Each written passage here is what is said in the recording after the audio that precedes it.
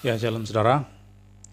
Pada hari Sabtu yang lalu, seorang teman mengirimkan deskripsi dari sebuah channel di YouTube. Waktu saya melihat kiriman teman saya itu, ternyata ada beberapa nama yang disebutkan di sana. Ada Pak Pendeta Mengapul Sagala, Pendeta MYM, Pendeta Esra Soru, Dr. Deking Gadas, dan nama saya sendiri Albert Rumampuk. Di sana dikatakan bahwa nama-nama itu telah memfitnah Pastor Joshua Tewu. Nah, setelah saya melihat lebih jauh, rupanya itu adalah acara live daripada JT pada tanggal 8 Mei 2021. Pada sekitar 2 hari yang lalu di channel Kalam Kristus. Nah, berikut tulisan di kolom deskripsi di channel Kalam Kristus milik Joshua Tewu tersebut ya. Di sana dikatakan acara live streaming kali ini dengan terpaksa dibuat oleh Pastor JT atas desakan pihak-pihak yang meminta tolong supaya semua fitnah yang disebarkan oleh Pendeta Dr. Mengapul Sagala diberi tanggapan resmi oleh Pak JT langsung kalau memang itu tidak benar. Supaya semua teman-teman dan simpatisan Kalam Kristus tahu kebenaran yang sesungguhnya, sehingga tidak ikut-ikutan terseret dalam fitnah keji yang terus dihembuskan oleh Dr. MS dan teman-temannya seperti Muriwalianto Matalu, Esra Alfred Soru, Deking Gadas, Albert Rumampuk, dan lain sebagainya dari kalangan Trinitarianisme. Nah, itu adalah kutipan dari tulisan di dalam kolom deskripsi channel Kalam Kristus. Kalau kita menyimak isi tulisan tersebut, ada 2 alinea di sana. Alinea yang pertama itu dicatat bahwa JT itu didesak oleh orang-orang katanya untuk memberikan tanggapan atas fitnahan dari Pak Mengapul Sagala. Saya tidak tahu menahu tentang persoalan itu dan karenanya saya tidak ingin ikut campur atau memberikan komentar ya, karena saya tidak tahu. Tetapi di alinea yang kedua ada nama lain yang ditambahkan di sana, bukan hanya Pak Mengapul Sagala, tapi juga ada Pak Muriwalianto, lalu Esra Alfred Soru, Deking Gadas, dan Albert Rumampuk yang ternyata dikatakan ikut-ikutan menfitnah Joshua Tewu. Nah, waktu saya membaca tulisan itu, saya merasa lucu dan tertawa saja ya. Kenapa? Karena saya tahu persis bagaimana kualitasnya JT. Dia itu orang yang hanya asal ngomong, tapi isinya kosong. Nah, ibarat tong kosong yang nyaring bunyinya. Nah, sesuai dengan pepatah ya. Kalau saudara memperhatikan misalnya dalam seluruh presentasi JT di channelnya itu, maka Anda akan mendapati sebuah retorika demi retorika yang dikemas dengan menarik sehingga bisa mempesona dan bahkan mempengaruhi para penonton yang tidak paham Alkitab, terutama jemaat yang awam ya. Lalu ketika misalnya para teolog Kristen ya, Trinitarian menyanggah posisi teologis JT yang bukan hanya salah tapi sesat, JT hanya membalasnya dengan apa? Dengan bersilat kata di sana. Dan bukan hanya bersilat kata, tapi juga berpantun jenaka di sana. Yang ada hanya 2 hal kalau sudah memperhatikan semua presentasi Joshua Tewu. Yang pertama, dia tertawa terbahak-bahak. Misalnya waktu dia menanggapi tentang Tritunggal, dia menertawakan Allah Tritunggal yang dipenuhi dengan tertawa terbahak-bahak di sepanjang pembicaranya dengan Pendeta Risuli Lubis misalnya. Nah, waktu dia juga menanggapi Pak Mengapul Sagala beberapa hari yang lalu, pada hari Sabtu yang lalu, juga dipenuhi dengan tertawa terbahak-bahak di sana, cengengesan di sana ya.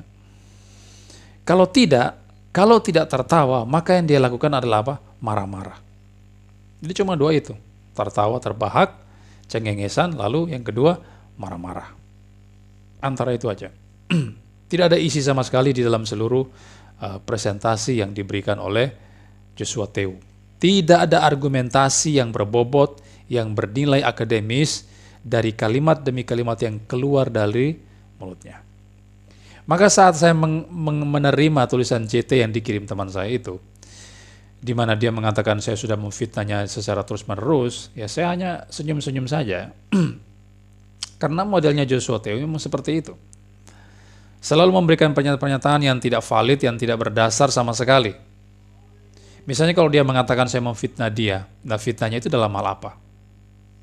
Lalu kapan saya memfitnah dia? Di mana saya pernah memfitnah dia? Siapa saksi-saksinya coba? Di kolom deskripsi kan dia tidak mencantumkannya sama sekali. Dia tidak memberikan penjelasan seperti itu. Nah, hal itu memang bisa merugikan saya dan teman-teman yang disebutkan namanya. Kenapa?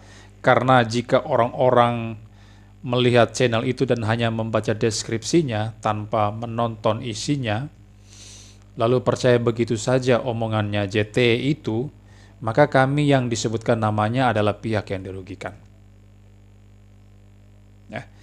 Nah, kemudian saya mencoba menonton video JT tersebut karena saya tidak tahu apa alasan dia mengatakan seperti itu, mengatakan saya sudah memfitnah dia. Saya coba nonton itu videonya, tapi saya tidak nonton secara full karena saya malas menonton ocehan-ocehan yang tidak bermutu seperti itu kan, yang tidak punya kualitas argumentasi di dalamnya.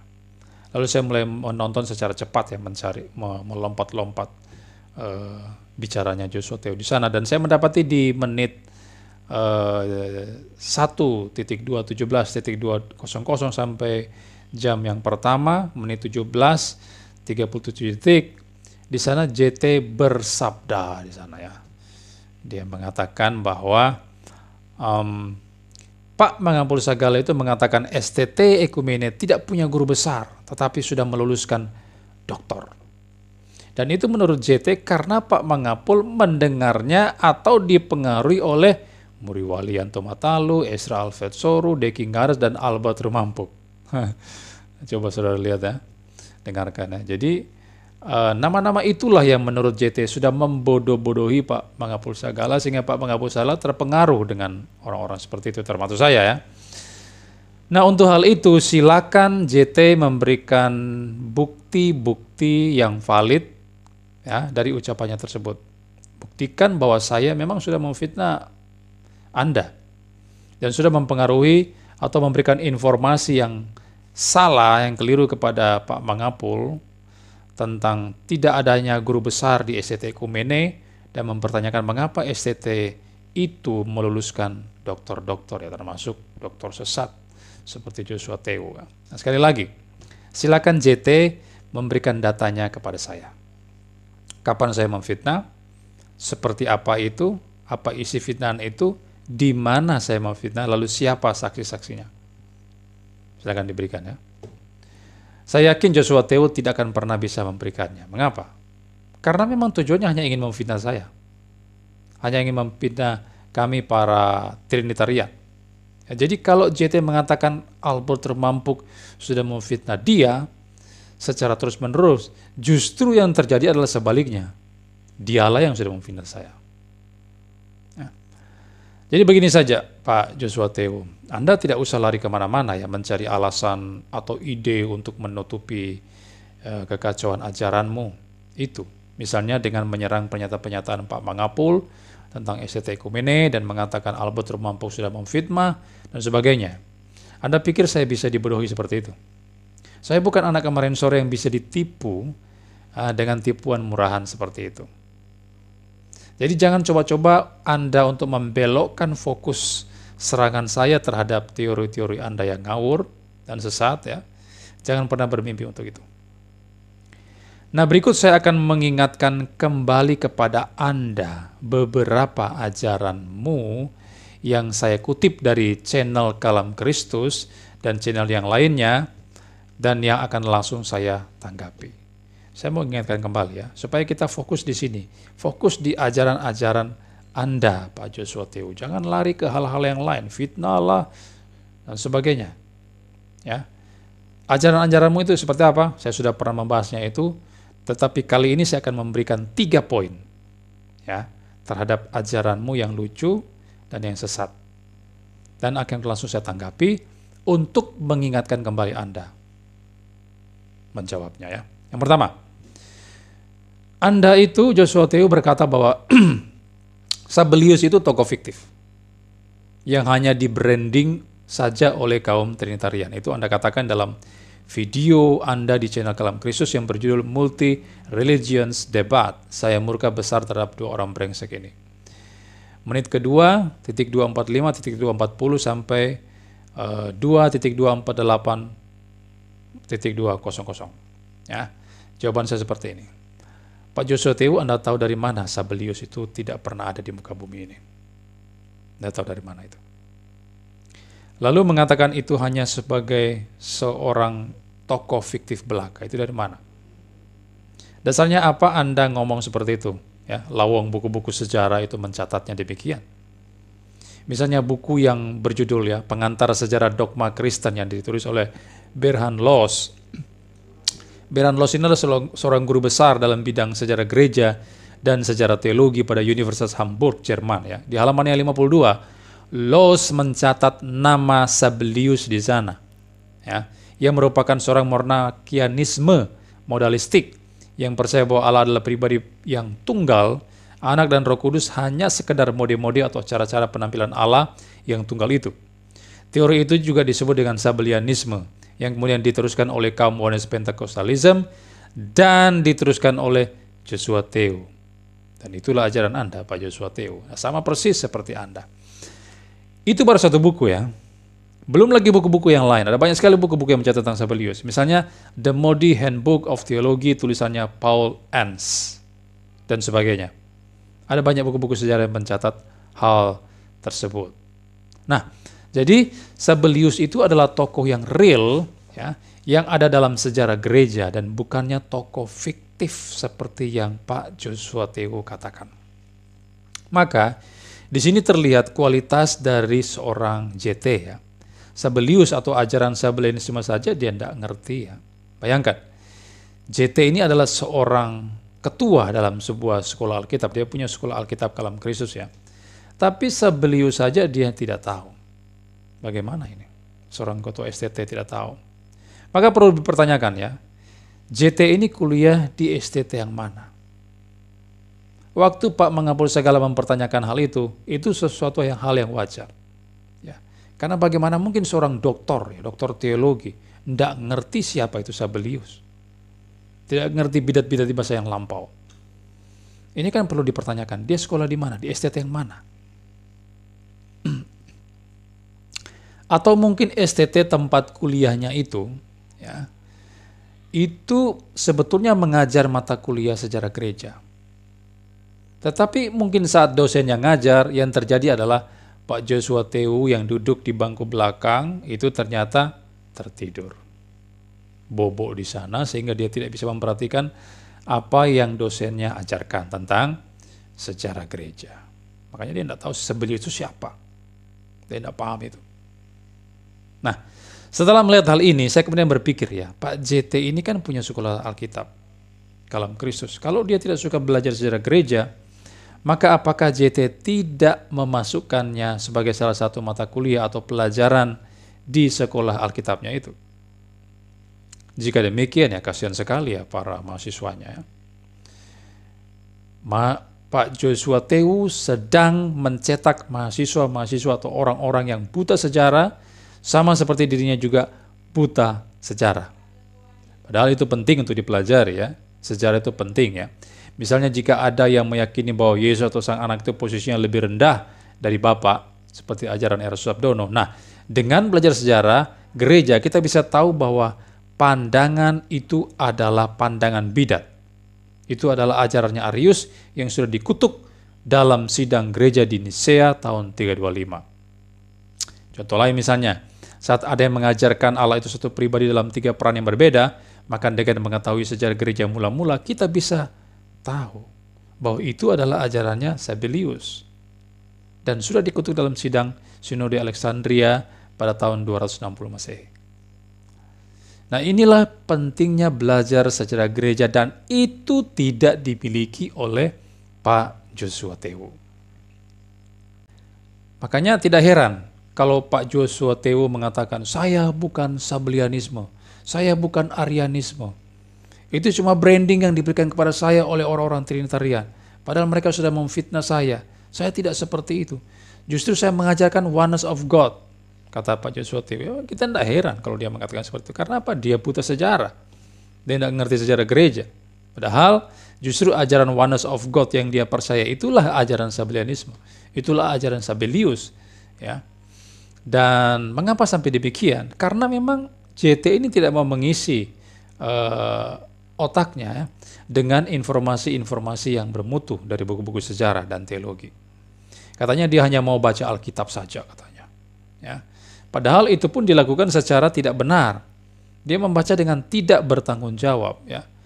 Tidak menerapkan sistem penafsiran yang benar. Sehingga ya apa yang dia ajarkan ya kacau balau. Ya. Nah, saya sempat terkejut juga ya. Ternyata Joshua Tewu ini sering mengutip bukunya Saksi-Saksi Yehova. Teman saya sudah mau memberikan presentasi tentang hal itu di channelnya, dan dia mengatakan bahwa Joshua Tewu ini memang mengutip dari buku-bukunya Saksi Yehova. Maka dia sebetulnya orang yang aneh ya. Bukannya belajar pada buku-buku sejarah yang benar, buku-buku teologi yang benar, malah membaca buku-bukunya Saksi Yehova. Dan bahkan itu dikutip dan disebarluaskan di channelnya. Ini kan sebuah hal yang sangat miris, yang mengherankan bagi kita ya. Maka tidak heran jika ajarannya Joshua Tewu itu mirip dengan Saksi Yehova. Nah, nanti saya akan berikan di poin yang ketiga itu ya. Yang kedua, ajaran sesat Joshua Tewu adalah waktu dia berkhotbah di GBI, Gereja Betel Indonesia, dalam ibadah kenaikan Kristus pada hari Kamis 21 Mei 2020, yang videonya itu tersimpan di channel Revival of Faith, yang berjudul Ajaran Sesat Pastor Joshua Tewu, Roh Kudus adalah Yesus yang Immanuel, tidak ada tiga pribadi Allah. Nah, itu judul di dalam channel Revival of Faith. Nah, di sana JT berkata bahwa Yesus adalah Roh Kudus itu sendiri yang berdiam dalam manusia untuk menggenapi nubuatan keimmanuelan Yesus. Yesus adalah Immanuel, Allah yang menyertai kita senantiasa. Jadi kalau saudara mengatakan Roh Kudus bukan Yesus, berarti Alkitab salah, ya, kata Joshua Tewu. Nah, kemudian JT menggunakan dua teks, Matius 28 ayat 19-20 dan Kisah 1 ayat 9 dan 11 sampai 11. Jawaban saya begini. Tentu saja teori Joshua Tewu itu salah. Jelas salah lah, tidak cocok dengan Alkitab. Dia salah memahami ayat yang dia angkat sendiri itu. Nah, JT memang memberikan dua dasar teks untuk mendukung posisinya. Mari kita lihat kedua ayat itu ya. Pertama, dia menggunakan Matius 28 ayat 19-20. Ayatnya berkata begini ya. Karena itu pergilah, jadikanlah semua bangsa muridku dan baptislah mereka dalam nama Bapa, Anak, dan Roh Kudus, dan ajarlah mereka melakukan segala sesuatu yang telah kuperintahkan kepadamu, dan ketahuilah aku menyertai kamu senantiasa sampai kepada akhir zaman. Nah, JT menyoroti kalimat aku menyertai kamu senantiasa sampai kepada akhir zaman di ayat yang ke-20. Tetapi bagaimana bisa ya hanya melalui kalimat itu atau melalui ayat itu lalu disimpulkan bahwa Yesus adalah Roh Kudus itu sendiri? Ini adalah kesimpulan yang terlalu dini ya, karena yang berbicara di ayat ini adalah Yesus Kristus. Matius 28 ini ya. Itu adalah pesan terakhir Yesus sebelum kenaikannya ke surga untuk memberitakan Injil, dan ada janji penyertaan Tuhan kepada para pemberita Injilnya.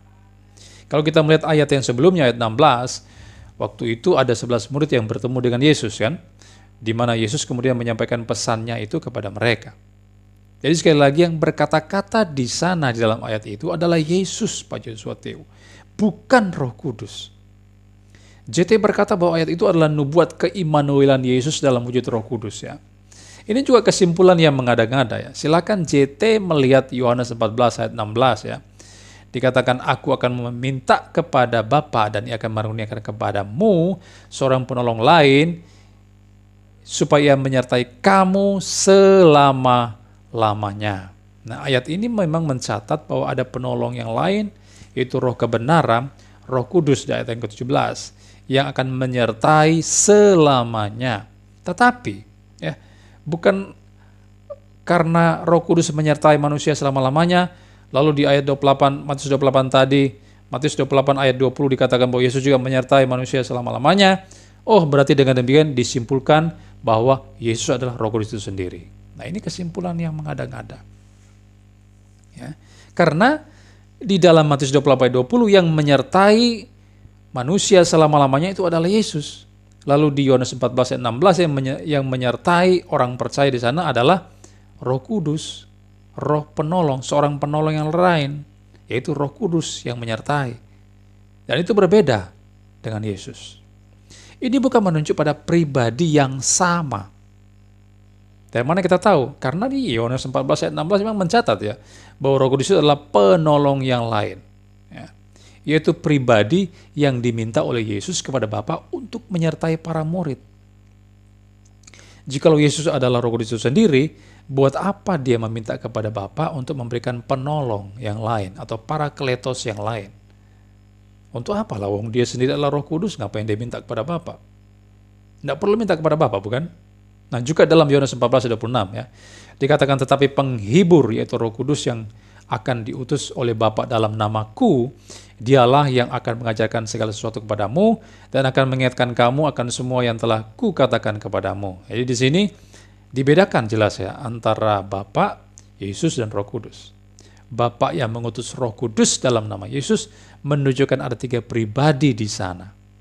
Bukan seperti yang Joshua Teo katakan bahwa Bapa itulah Yesus, Yesus itulah inkarnasi Bapa, lalu kemudian Yesus itulah Roh Kudus itu sendiri. Jadi ketika Roh Kudus turun ke bumi, itulah Yesus yang turun, pribadi yang sama. Jadi bukan 3 pribadi, tapi 1 pribadi. Nah, itu ajaran yang keliru, akan menentang Yohanes 14 ayat 26. Ya. Nah, kemudian dalam Yohanes 16 ayat 7 dikatakan ya, namun benar yang kukatakan ini kepadamu adalah lebih berguna bagi kamu jika aku pergi, sebab jikalau aku tidak pergi, penghibur itu tidak akan datang kepadamu, tetapi jikalau aku pergi, aku akan mengutus dia kepadamu. Jadi Yesus mengutus penghibur itu, yaitu Roh Kudus. Jika kita memperhatikan ayat ini, maka ada kata aku yang diungkapkan di sana berkali-kali. Nah, itu menunjuk kepada Yesus. Dan ada kata penghibur yang merujuk pada Roh Kudus. Nah, Roh Kudus itulah yang diutus oleh Yesus. Kalau mereka adalah pribadi yang sama, buat apa Yesus mengutus Roh Kudus? Seperti yang saya katakan tadi. Untuk apa? Itu kan sesuatu yang lucu. Lalu di ayat selanjutnya dalam Yohanes 16 ayat 14 dikatakan bahwa Roh kebenaran atau Roh Kudus akan memuliakan Yesus, dikatakan di sana ya. Pertanyaannya, apakah Yesus memuliakan dirinya sendiri? Lucu bukan? Nah, ada sebuah analogi ya. Saya memberikan sebuah contoh analogi di sini. Memberikan sebuah contoh. Misalnya ya, JT itu dipanggil oleh Pak R. Susabdono untuk menghadap dia. Hei, Joshua Teo, sini dulu kaulah. Kita mau ngobrol dulu di sini. Mau bahas disertasimu yang kacau balau ini ya. Apa ini judulnya kok apologetika dalam konteks Indonesia ini? Judulmu ini salah, ini keliru, kamu harus perbaiki. Ayo sini menghadap saya di STT Ekumene. Lalu Pak Joshua jawab seperti ini. Siap, bos. Nanti saya akan utus Joshua Teo ke STT Ekumene untuk menghadap Bapak R. Susabdono. Nah, kira-kira kalau sudah mendengarkan jawaban Joshua Teo ini, kira-kira apa tanggapannya daripada Pak R. Susabdono? Ya. Mungkin saja JT itu akan ditempeleng oleh Pak R. Susabdono ya. Kenapa? Wong JT itu hanya 1 orang kok. Lalu mengapa dia mengutus dirinya sendiri untuk menghadap Joshua Teo, untuk menghadap R. Susabdono? Ya kan? Ini JT mau mempermainkan R. Susabdono atau apa ini? Ayat yang kedua. Dia menggunakan Kisah 1 ayat 9 ya. Sesudah ia mengatakan demikian, terangkatlah ia disaksikan oleh mereka dan awan menutupnya dari pandangan mereka. Ketika mereka sedang menatap ke langit, waktu ia naik itu, tiba-tiba berdirilah 2 orang berpakaian putih dekat mereka. Dan berkata kepada mereka, hai orang-orang Galilea, mengapakah kamu berdiri melihat ke langit? Yesus ini yang terangkat ke surga meninggalkan kamu, akan datang kembali dengan cara yang sama seperti kamu melihat dia ke surga. Nah, ini ayat kedua yang digunakan oleh JT ya. Sama dengan ayat yang pertama, bagaimana mungkin berdasarkan teks ini, Joshua Teo menyimpulkan bahwa Yesus adalah Roh Kudus? Bagaimana ceritanya sampai demikian? Alasannya apa? Ayat ini hanya menceritakan kenaikan Yesus ke surga yang disaksikan oleh para rasul atau orang Galilea di sana. Lalu ada malaikat yang mengatakan bahwa nanti Yesus yang naik ke surga akan datang kembali dengan cara yang sama. Maksudnya apa? Maksudnya bahwa yang akan datang kembali itu adalah pribadi yang sama dan dengan cara yang sama seperti ketika dia naik ke surga dengan tubuh jasmaninya dan dilihat oleh orang-orang, demikian pula nanti kedatangannya yang kedua kali. Ya. Dan itu tidak menunjuk pada pribadi-pribadi yang lain, misalnya menunjuk pada Bapa ataupun Roh Kudus. Ya. JT katakan bahwa Roh Kudus yang diutus oleh Bapa itu adalah Yesus itu sendiri yang datang kembali. Nah, ini tidak benar karena akan berbeda dengan maksud teks yang lain, misalnya dalam Kisah 3 ayat 21 ya, yang mencatat bahwa Yesus harus ada di sorga hingga pemulihan segala sesuatu. Ya. Jika Yesus datang kedua kalinya, maka yang terjadi adalah penghakiman di sana. Yang terjadi adalah penghakiman kepada manusia. Misalnya dalam Roma 2 ayat 16, 2 Timotius 4 ayat 1, Ibrani 10 ayat 30. Dan itu terjadi di akhir zaman. Kedatangan Yesus kedua kali itu terjadi di akhir zaman untuk menghakimi manusia, baik orang yang hidup maupun yang mati. Tetapi jika kita melihat peristiwa Pentakosta misalnya, ketika ada orang percaya berkumpul di sana, kira-kira siapa yang datang di sana? Ayatnya kan jelas mengatakan, Roh Kudus yang datang di sana, hadir di sana, lalu memenuhi orang-orang percaya di sana. Kita bisa melihat dalam Kisah Para Rasul 2 ayat 4. Kemudian, Roh Kudus memberikan karunia untuk berkata-kata dengan berbagai bahasa bangsa-bangsa waktu itu. Dan di sana, Roh Kudus tidak sedang menghakimi orang-orang percaya waktu itu. Tidak ada. Tetapi justru memberkati mereka. Maka di sini terlihat bahwa Roh Kudus itu memang berbeda dengan Yesus. Ya, berbeda dengan Yesus. Dan sekali lagi bahwa JT ini hanya asal comot ayat lalu ditafsirkan seenaknya sendiri dengan mengabaikan konteks dan sistem penafsiran yang benar. Kalau Roh Kudus adalah Yesus itu sendiri, itu akan menentang ayat-ayat lain yang mencatat bahwa Yesus dan Roh Kudus adalah dua pribadi yang tidak sama. Dua pribadi yang berbeda. Karena yang satu bisa mengutus yang lain, yang satu bisa memuliakan yang lain, dan sebagainya seperti yang sudah saya sampaikan tadi. Yang ketiga, dalam video JT yang berjudul X_NII bertanya kepada Pastor JT DBS tentang Oneness versus Trinity of God mulai menit kedua, titik 229.200, JT menjelaskan tentang Wahyu 3 ayat 14 dan mengatakan bahwa Yesus adalah ciptaan pertama dari Allah. Nah, ini ajaran yang sangat parah ya. Wahyu 3:14 berbunyi seperti apa? Dan tuliskanlah kepada malaikat jemaat di Laodikia, inilah firman dari Amin, saksi yang setia dan benar, permulaan dari ciptaan Allah. Jadi JT menggunakan ayat ini ya. JT mengawali dengan menyebutkan bahwa yang dimaksud di dalam ayat itu ya, kata-kata Amin, saksi yang setia dan benar, itu adalah Yesus. Ya, jelas ya, Yesus. JT memaksudkan bahwa Wahyu 3:14 ini berbicara tentang Yesus ya. Jelas sekali di video itu. Dia mengatakan sebelum segala ada, dialah yang sulung. Yesuslah yang sulung, yang permulaan ciptaan sebelum semuanya diciptakan. Lalu di menit selanjutnya JT berkata sebelum dia menciptakan segala sesuatu, dia membentuk bagi dirinya sendiri satu pribadi. Mencipta bagi dirinya sendiri satu pribadi, bukan tiga pribadi. Wahyu 3:14. Makanya dialah ciptaan pertama. Jadi JT jelas memahami bahwa Yesus ciptaan pertama. Ya, sudah tahu kira-kira ini konsepnya siapa? Kalau kita belajar sejarah gereja, ini adalah konsepnya Arianisme. Konsepnya Arius. Ya, bahwa Yesus adalah ciptaan yang pertama.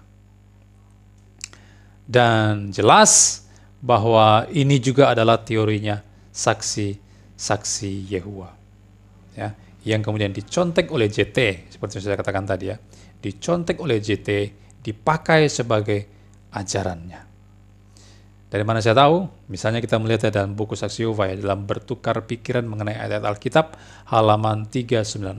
Misalnya dikatakan penyingkapan 1 ayat 1, maksudnya Wahyu 1 ayat 1 dan Wahyu 3:14. Terjemahan baru berkata Wahyu Yesus Kristus yang dikaruniakan Allah kepadanya dan tuliskanlah kepada malaikat jemaat di Laodikia, inilah firman dari Amin, saksi yang setia dan benar, permulaan atau Yunani arke dari ciptaan Allah. Apakah terjemahan itu benar?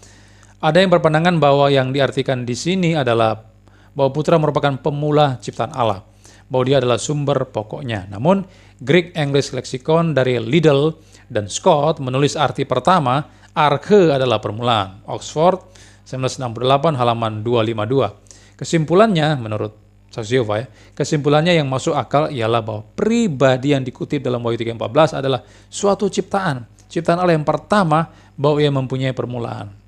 Nah, sama bukan dengan Joshua Theo tuh yang mengatakan Yesus adalah ciptaan pertama. Ya kan? Walaupun memang berbeda, agak berbeda dengan Saksi Yehova Kalau saksi Yehova mengatakan Yesus ciptaan pertama di luar dirinya, maka Joshua Teo mengatakan Yesus ciptaan pertama di dalam diri Allah. Ya, adalah Yesus Allah menciptakan pribadi bagi dirinya sendiri katanya. Nah, ini kan lebih lucu daripada saksi Yehova, lebih goblok daripada saksi Yehova ya. Nah, ajaran saksi Yehova itulah yang kemudian dimodifikasi oleh Joshua Teo sedemikian rupa sehingga justru terlihat lebih bodoh daripada saksi-saksi Yehova. JT katakan Allah mulanya belum berpribadi, lalu mencipta Yesus. Sehingga sekarang Allah punya dua hakikat. Hakikat roh dan hakikat pribadi.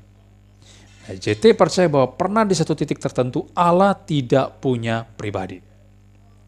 Ini kan ajaran yang sesat ya. Luar biasa sesatnya. Nah, silakan JT menunjukkan bukti teks yang nyatakan Allah pernah tidak berpribadi. Itu di ayatnya mana toh?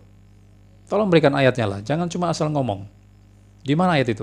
Kalau pernah suatu saat Allah tidak punya pribadi, lalu bagaimana dia bisa mencipta Yesus? Bagaimana dia bisa cipta Yesus kalau dia bukan seorang pribadi? Penciptaan itu kan hanya bisa dilakukan oleh seorang yang berpribadi. Kalau saudara misalnya cek dalam Kejadian pasal 1, di sana berulang-ulang ditegaskan bagaimana cara Allah mencipta alam semesta. Itu dengan apa? Dengan berkata-kata, dengan berfirman ya. Dikatakan berfirman Allah jadilah terang, berfirman Allah jadilah cakrawala, dan seterusnya. Ini adalah ciri dari seorang pribadi.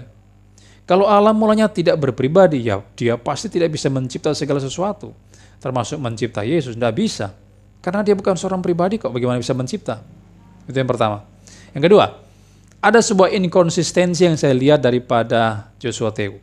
Karena di satu sisi dia mengatakan Yesus adalah Allah itu sendiri, atau yang disebut sebagai Allahu Akbar ketika dia berdebat dengan orang Muslim. Yesus adalah Tuhan, tapi di sisi lain dia mengatakan Yesus ciptaan yang pertama.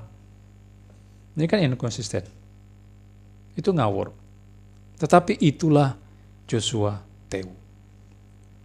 Kalau saudara ingin cari seorang pengajar yang kata-katanya saling bertentangan satu dengan yang lainnya, penuh ketidaksesuaian, maka temuilah Joshua Teo. Anda sedang berhadapan dengan orang yang tepat.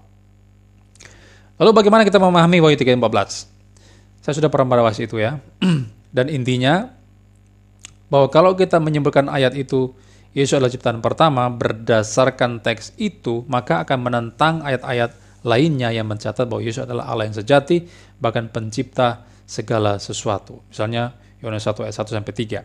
Nah, jikalau dia adalah Allah yang kekal, apakah mungkin dia diciptakan? Bisa tidak Allah diciptakan? Dia kekal kok bisa diciptakan, bagaimana itu? Tentu saja tidak demikian. Ya. Kalau kita melihat di dalam Greek English Lexicon ya, of the New Testament and Other Early Christian Literature oleh William Arndt dan F. Wilbur Gingrich mengatakan bahwa arti arche di Wahyu 3:14 adalah penyebab pertama menurut leksikon itu. Saudara bisa lihat misalnya dalam buku Rhodes di halaman 116. Jadi Yesus itu adalah penyebab atau sumber dari segala ciptaan yang ada. Bukannya ciptaan mula-mula dari Allah, tidak. Yesus adalah sumber segala ciptanya. Dia adalah pencipta segala sesuatu, bukan dicipta. Ya. Sekarang saya sudah memberikan 3 contoh ajaran sesat daripada Joshua Teo ya. Lalu apakah Pak JT setelah mendengarkan pemaparan saya ini berani mengatakan bahwa saya sudah memfitnah Anda? Seperti tuduhan Anda itu tadi. Berani tidak Anda mengatakan demikian? Misalnya Anda menganggap apa yang saya sampaikan ini adalah berita yang tidak benar, berita bohong, cuma memfitnah Anda. Tidak berani bukan? Karena bukti-bukti saya jelas. Saya mengambil data-data ini dari video Anda sendiri. Dan itu membuktikan saya bukan fitnah. Saya tidak memfitnah Anda. Dan ini berbanding terbalik dengan Anda. Hanya menuduh saya katanya mempengaruhi Pak Mangapul Sagala untuk menyatakan bahwa di STT Ekumene itu tidak punya profesor teologi ya. Guru besar, tidak punya guru besar di sana. Lalu rupanya Pak Mangapul Sagala terpengaruh dengan kata-kata saya. Ya mana buktinya? Kan tidak ada buktinya. Anda tidak bisa memberikan bukti kepada saya, tapi saya bisa membuktikan berdasarkan video-video Anda sendiri. Nah, dari seluruh pemaparan saya di dalam video kali ini, kira-kira apa yang kita bisa simpulkan dari seluruh ajaran Joshua Tewu tadi? Ada 3 poin tadi yang saya berikan ya. Yang pertama, Joshua Tewu adalah seorang yang ahistoris. Buta sejarah, maksudnya. Buta sejarah gereja. Yang kedua, JT adalah seorang doktor asal jadi. Kenapa demikian? Karena dia tidak memahami prinsip hermeneutik yang benar, dia hanya asal ngambil ayat-ayat tertentu dan langsung ditelan mentah-mentah. Tapi dia mengabaikan konteks, baik dekat maupun jauh, latar belakang ayatnya seperti apa, gramatikanya seperti apa, dan sebagainya. Nah, itu yang menyebabkan dia menjadi bidat dan jatuh di dalam pelukannya Sabellianisme. Jatuh ke dalam pelukannya Arianisme, dan sebagainya. Ketiga, JT adalah seorang pencipta klaim-klaim palsu yang penuh kontradiksi satu dengan yang lainnya. Seperti yang saya contohkan tadi ya. Dia menganggap Yesus itu adalah Allah, tapi juga menganggap Yesus ciptaan pertama. Ini kan omong kosong dari orang yang penuh kontradiksi. Ya. Dia adalah seorang yang inkonsisten, dan karena itu omongannya tidak bisa dipercaya. Keempat, Joshua Tewu adalah seorang pemfitnah ulung, pendusta ulung, karena sudah memfitnah saya dan teman-teman Trinitarian lainnya. Ya, terutama dalam kasus perintah menghapus segala. Nah, di bagian akhir ini, saya ingin menegaskan kepada yang terhormat Bapak Joshua Tewu. Jangan Anda melarikan diri dari serangan saya terhadap ajaran-ajaran Anda itu. Ada 3 poin yang sudah saya berikan tadi. Sebetulnya ada banyak poin, tapi saya cuma memberikan 3 poin kepada Anda. Silakan Anda meresponi tanggapan saya itu. Dan jangan coba-coba mengelabui saya dengan mengalihkan ke isu-isu yang lain, hal-hal yang lain yang tidak berguna sama sekali. Misalnya, mengatakan Albert Termampu sudah memfitnah saya, apa yang dituduhkannya itu tidak benar, mereka sudah membranding saya. Anda tidak perlu lari ke sana. Yang perlu Anda lakukan adalah jawab setiap argumentasi yang saya berikan terhadap ajaran sesat Anda tersebut. Saya sudah memberikan sanggahannya kepada Anda. Silakan Bapak Joshua Tewu memberikan tanggapan balik terhadap tanggapan saya. Saya tunggu Anda.